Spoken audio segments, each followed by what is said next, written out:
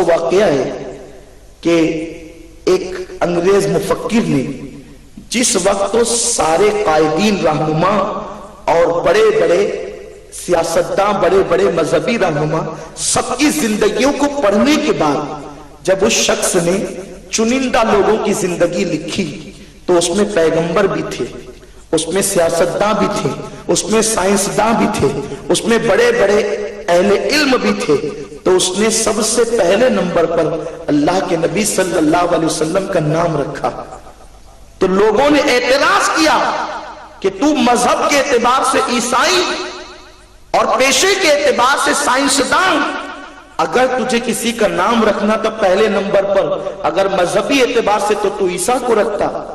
اور اگر پیشے کے اعتبار سے تو کسی سائنسداں کو رکھتا، تو نے محمد عربی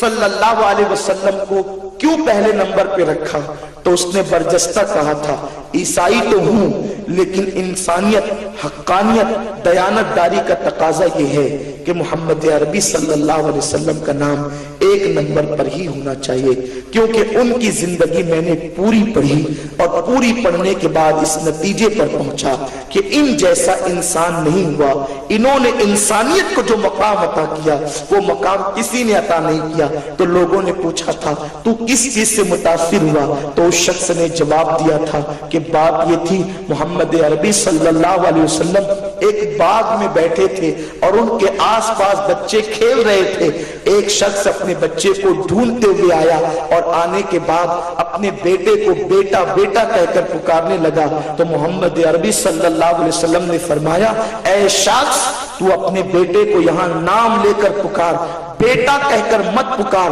تو اس وقت اس نے پوچھا تھا یا رسول اللہ میں نام لے کر کیوں پکاروں؟ کیا ہم اب اپنے بیٹوں کو بیٹا بھی نہیں کہہ سکتے؟ کیا اسلام میں کوئی اور حکم آ گیا ہے؟ فرمایا نہیں، حکم تو کوئی نہیں آیا ہے، لیکن یہاں بیٹا نہ کہنا، گھر جا کر کے جتنا بیٹا کہہ سکتا ہے، جتنے پیار سے کہہ سکتا ہے، جتنے دل کی گہرائیوں سے کہہ سکتا ہے اتنا وہاں بیٹا کہہ لینا، یہاں بیٹا نہ بول، یہاں نام لے کر پکار۔ یا رسول اللہ یہاں بیٹا کیوں نہ کہوں؟ ارشاد ہوا یہاں یتیم بچے بھی کھیل رہے ہیں، جب تو اپنے بیٹے کو بیٹا کہہ کے پکارے گا تو ان یتیم بچوں کو اپنا فوت شدہ باپ یاد آ جائے گا، ان کا دل ٹوٹے گا تو اس کا ذمہ دار کون؟ تو اس وقت وہ شخص عیسائی کہتا ہے جو یتیم بچوں کے دلوں کا اتنا خیال کرتا ہو، وہ شخص اس قابل ہے کہ انسانوں میں اسے پہلے نمبر پہ رکھا جانا چاہیے۔